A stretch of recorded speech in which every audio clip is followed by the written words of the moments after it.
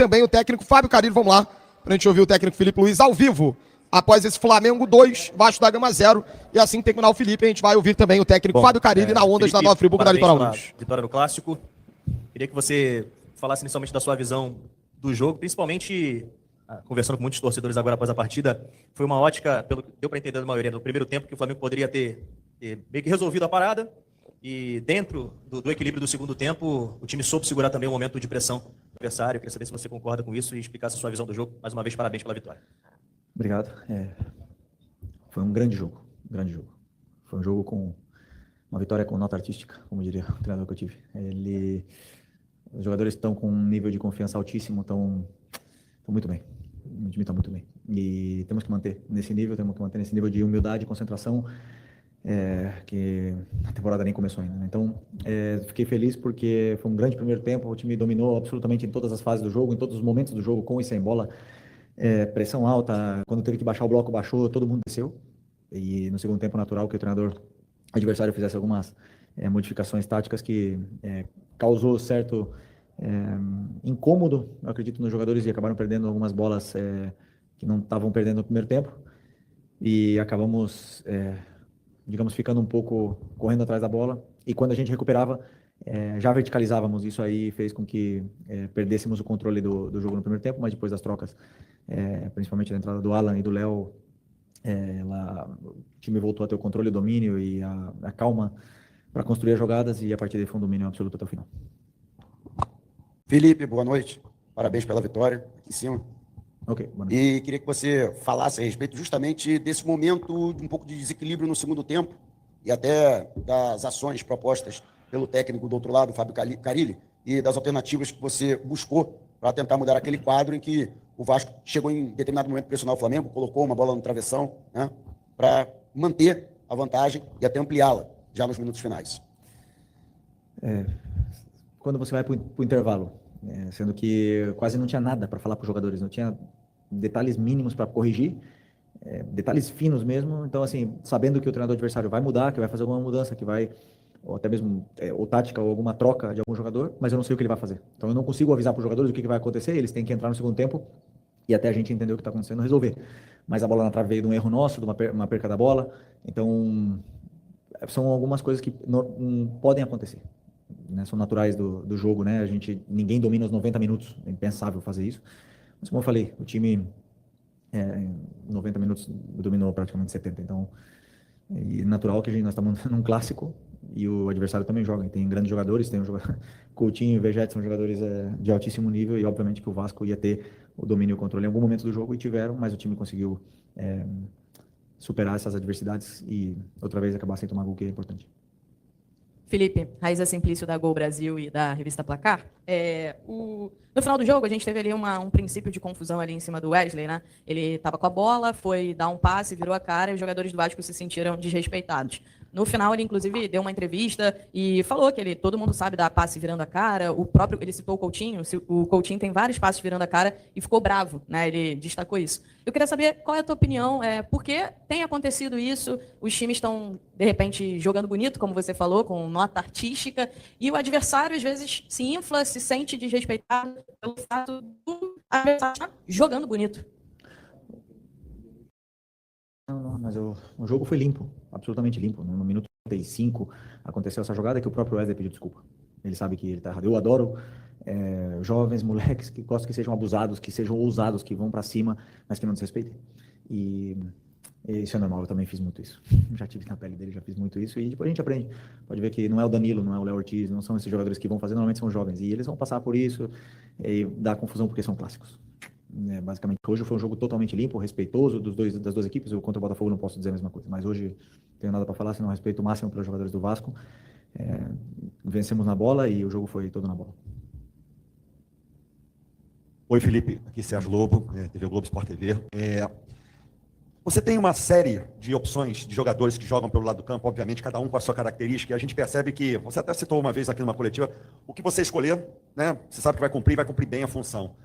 Mas em relação ao Arrascaeta, quando você, por exemplo, ou ele não joga, ou retira ele, como foi hoje durante o jogo, eu estou percebendo que você está, de repente, buscando adaptar ali alguém. Parece que hoje foi o Plata que você fez ali a função, mesmo tendo entrado ali o Luiz Araújo. Você acha que a função da Arrascaeta não diria um problema, mas é uma função ali que você ainda não está bem, você não está bem guardado ali quando você tem que fazer situações e ele não está no jogo ou iniciando ou durante? Vou repetir o que eu falei na outra entrevista. O Arrascaeta, ele é único, é um jogador único. É um jogador diferente, é um jogador que escolheu estar aqui no seu auge. Nós vimos o melhor Arrascaeta durante muitos anos e agora acho que ele está no auge da carreira de um jogador que tem 29, 30 anos. Né? Que você se sente bem, você está bem fisicamente e o nível de entendimento de jogo ele é perfeito. Mas eu sempre penso e sempre monto um modelo em função do meu ataque, dos jogadores de ataque que eu tenho disponíveis. E se não tiver a Arrascaeta disponível, eu vou ter que montar uma outra estratégia, como eu venho fazendo quando o Arrascaeta não está no jogo. Então, sempre em função primeiro do atacante, do 9, e depois adaptando as peças ao redor disso. Né? Então, se o Arrascaeta não está, tem outros jogadores que podem fazer. Bom, Plata fez nos jogos mais importantes e foi muito bem. Gerson faz. Luiz Araújo faz. Matheus Gonçalves faz, a 10. Nico faz. Vários jogadores. O Arrascaeta é único, né? Mas eu posso adaptar vários jogadores para jogar nessa função. E até mesmo Michael já fez contra o Fortaleza e Bruno Henrique já fez. Então, eu tenho vários coringas dentro do elenco que eu posso ir mexendo e jogando com essas peças aí que nos dão muito para a equipe. Boa noite, Felipe. Bruno Castanho, Rubro News TV. Primeiro eu queria falar, né, com você sobre essa questão do elenco. Você falou de um jogo que, por um momento, ele perdeu o controle e você faz as substituições, 3 primeiros, depois ainda o Cebolinha que faz um golaço, a importância desse elenco. E uma pergunta individual sobre o Wesley. Você, toda a coletiva aqui é perguntada pelo Wesley, elogia, e de fato o Wesley hoje é o melhor lateral do Brasil e vai ser convocado para a seleção com méritos. Melhorou muito defensivamente, teve muito... Né, hoje ele faz a jogadaça do gol, por exemplo, né, que ele vai para o corredor central, arrasta e faz o passe para o gol. Mas essa última, sempre aquele último passe, aquela tomada de decisão, né, do Wesley, que é muito importante para o teu sistema, cria bastante. O que falta para ele ainda mais evoluir e começar a dar mais assistências como a de hoje, por exemplo? Obrigado. O Wesley, momento de forma esplêndido, né? Tá muito bem. E assim, fase defensiva muito boa, tem ajustes que fazer, tem ajustes que melhorar. Ele mesmo pede para treinar esses ajustes que ele precisa fazer. Ele evoluiu muito em alguns aspectos defensivos de defesa da área.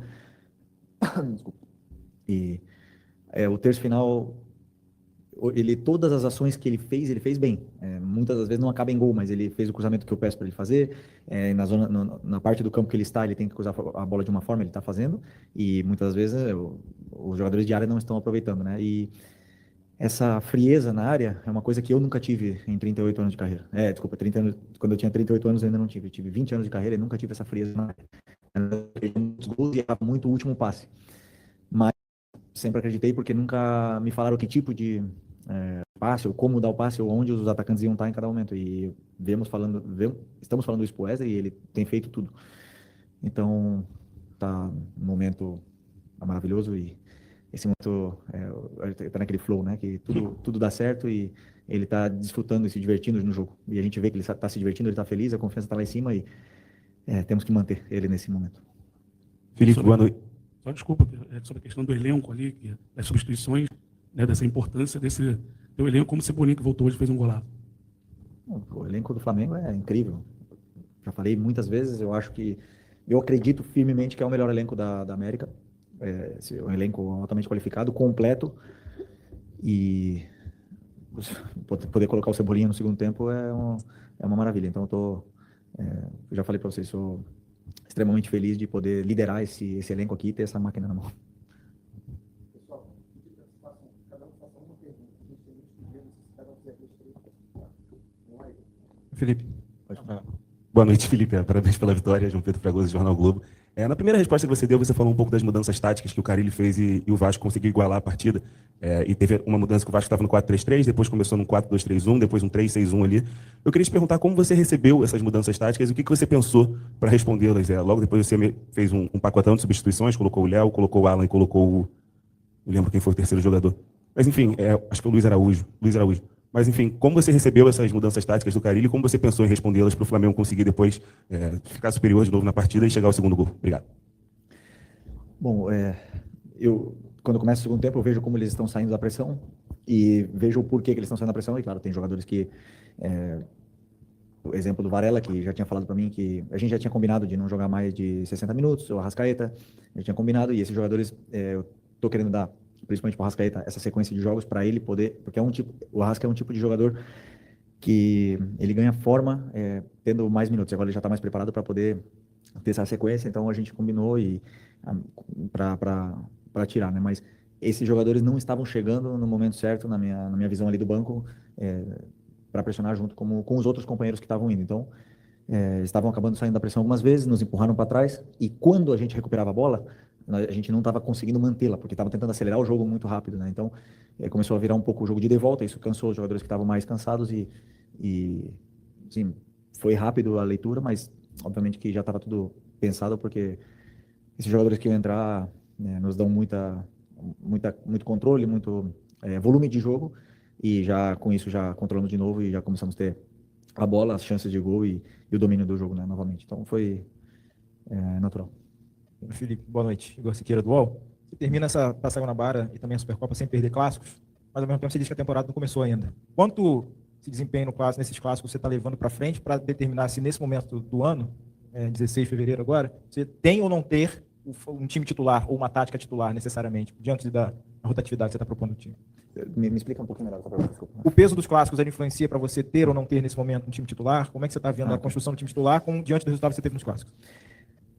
O time titular ele é feito durante a semana, dependendo do que os jogadores falam para mim no campo. Então eu vejo o que está acontecendo no campo, eu vejo como estão fluindo as coisas, como eles estão se relacionando, a química entre eles, e aí o time titular é decidido aí. Eu não posso nunca decidir um time titular para um jogo daqui a 2 semanas. Eles têm que ganhar a vaga deles todos os dias, todos os treinos, e me deixar com dor de cabeça como os zagueiros estão fazendo agora. Então esse é o primeiro. Só me lembra a tua pergunta de novo que eu esqueci.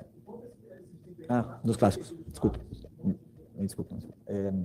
Os clássicos, eles têm, além de ser uma forma de preparar fisicamente os jogadores que estão agora começando, ele tem um peso emocional muito grande, né? Então, os jogadores eles estão indo ao seu limite, ao limite dos do Botafogo, ao seu limite, porque tem esse componente, né, que faz o jogador ir além do que pode. 3 clássicos seguidos é muito, né? Mas é importante para que eles possam ter essa vivência com o jogo, possam, como eu falo, chegar no Brasileiro da melhor forma. Eles já estão, para mim, na melhor forma. Esses jogadores já estão aptos para disputar, né? E para mim o principal é conseguir dosar e dar as gotas para cada um aí, para que eles possam chegar no começo do Brasileiro da melhor forma física possível, para poder conseguir desempenhar toda a temporada. Boa noite, Felipe, aqui. Gilmar Machado, Rádio Opinião Play. Essa é a sua primeira temporada que você programa, né, a pré-temporada do Flamengo. Onde se reclama sobre calendário e, de alguma maneira, o início de temporada de uma equipe é o campeonato estadual. Queria saber como é que você está programando, porque até onde eu entendo, ano passado, o Flamengo também iniciou com uma intensidade muito grande no Carioca e depois, no momento crucial, perdeu muitos jogadores. Como é que você está pensando, como é que você programou essa pré-temporada para equilibrar o calendário do Flamengo?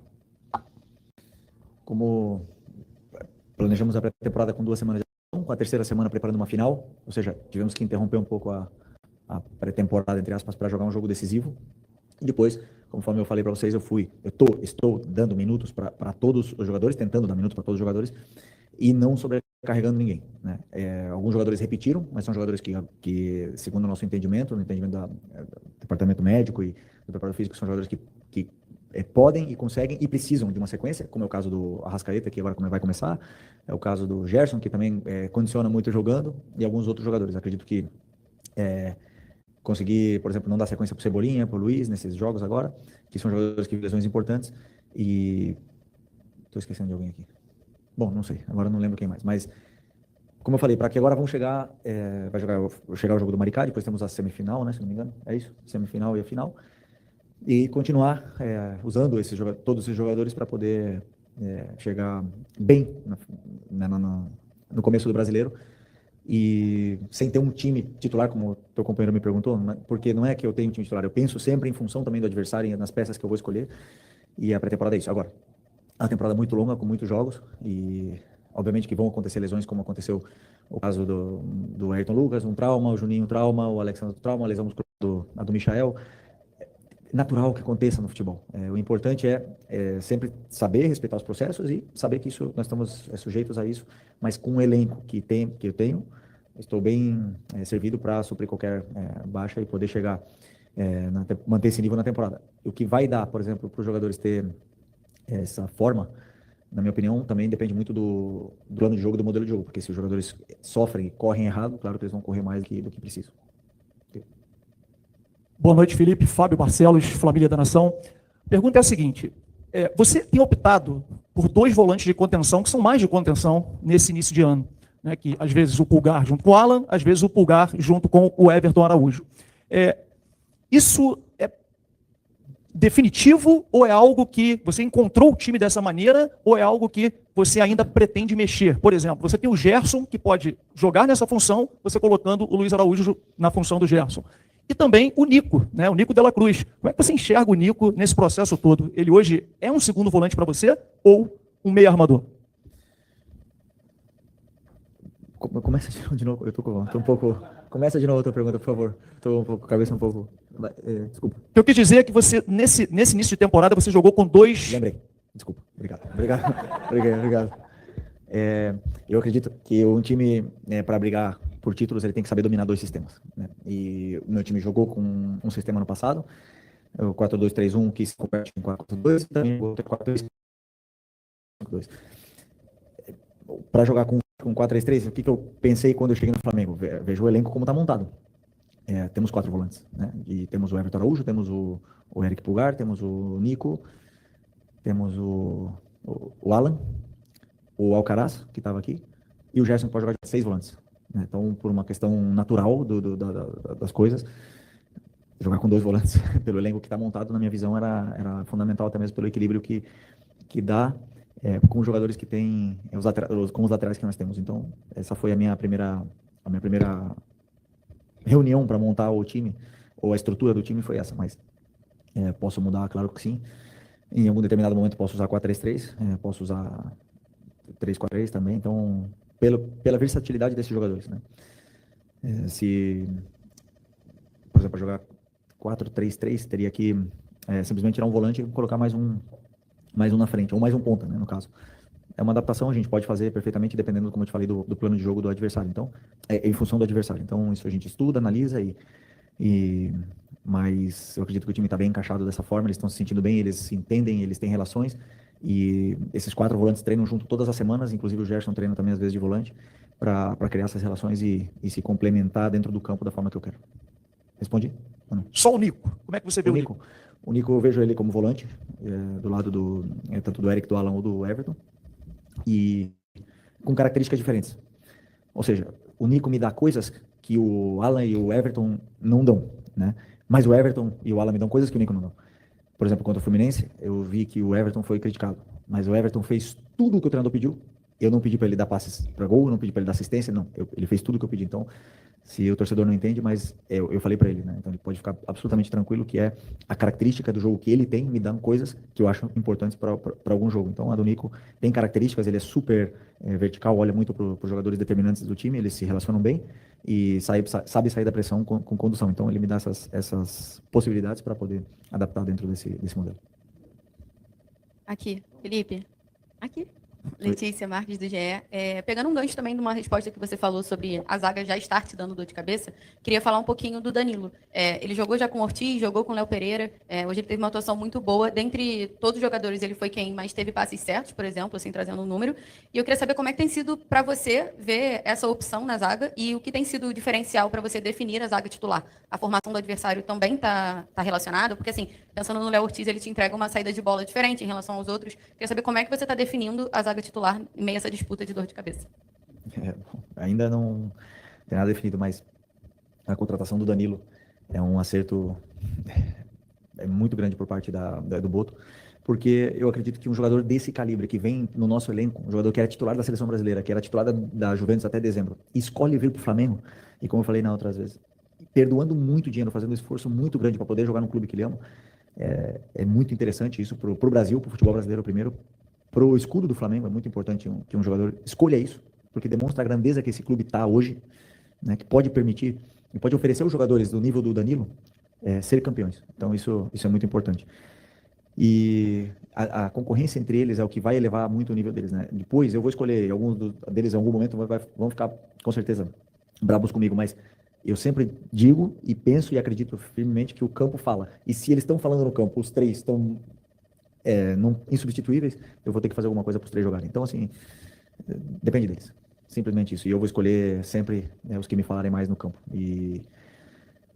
Mas, claro, com tantos jogos, todos eles vão jogar. Oi, filho, aqui, tudo bem? David Sharp, antenados na jogada. Olha, não tem como não te perguntar sobre o Alcaraz, porque hoje ele acabou com o jogo lá na Premier League.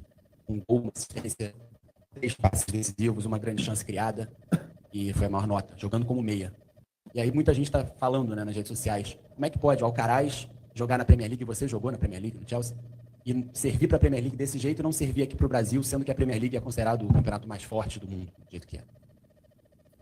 Culpa do treinador? Não. Eu absolutamente, eternamente agradecido ao Alcaraz por tudo que ele fez aqui. Fomos campeões juntos, foi muito importante pra gente no ano passado. Entrou em jogos e elevou o nível da equipe. Em alguns momentos não estava tão bem, já falei. Em alguns momentos ele mesmo reconhece que não estava tão bem. Mas muitas das vezes os jogadores eles são assim, funcionam melhor em algum lugar, em um clube com algum treinador e com outro menos. Ou com algum modelo melhor e com outros menos. Isso acontece no futebol constantemente, né? Constantemente. Então, como eu falei, eternamente, extremamente agradecido por tudo que ele fez, pelo garoto que ele é, maravilhoso, e só posso desejar que ele faça mais gols e mais assistências e que ele vá para a seleção argentina e que seja feliz e que triunfe porque ele merece, porque ele trabalha muito para isso. Então, um cara com ambição e que bom que ele está bem e está feliz. Felipe, tudo bem? Boa noite. Rafael do BarbaCast. A gente está tendo um campeonato carioca, tudo bem que você está, né, respeitando, mas também usando como pré-temporada, mas existe a possibilidade de não ter nenhum dos 3 grandes nas próximas fases e disputando o campeonato. Você acha que isso de alguma forma desvaloriza o campeonato carioca? Enfim, você já parou para pensar sobre isso? Não parei para pensar, mas o campeonato estadual ele tem um charme, né? Ele é charmoso, ele tem coisas que acontecem nos estaduais que não acontecem em nenhuma outra competição do mundo, e é um campeonato charmoso, sim. E como eu falei outras vezes para vocês, o campeonato estadual nos times grandes ele serve para derrubar o treinador. Se o treinador não ganha, se ganha, não acontece absolutamente nada. Por sorte, ou a diretoria entende que o campeonato carioca também serve como uma preparação. Queremos ganhar, mas como a gente falou, vamos tentar não hipotecar a temporada toda em função do campeonato carioca, né? Porque ele tem, como eu falei, a torcida gosta de ganhar o campeonato carioca, ele gosta de disputar. Mas vamos tentar ganhar sem fazer nenhuma loucura, sabendo que o principal objetivo é o Campeonato Brasileiro, a Libertadores, né, depois a Copa do Brasil, então, e o Mundial que está no meio do ano. Então, assim, que não estejam os times grandes, dá mais mérito ainda pro Flamengo, que está jogando com times alternativos, que está revezando todo mundo e estamos classificados, não, praticamente, né? Estamos classificados. Isso dá muito mérito pro Flamengo. Não é fácil ganhar. Não é fácil que todos os jogadores joguem com times novos, diferentes e todos jogam da mesma forma, entendam o que tem que fazer. Não é fácil. E eles têm uma ambição, a gente vê que estão correndo, estão lutando, estão dando tudo o que tem. E no Campeonato Carioca. Então, assim, a gente não é que não leva a sério, nós levamos a sério, temos muito mérito, e os outros times que não estão nessa fase de classificação não é que não levaram a sério, simplesmente não fizeram a mesma campanha que nós, por isso jogo o mérito aí pro Flamengo. Ok? Boa noite. Bom, ouvimos o Felipe Luiz.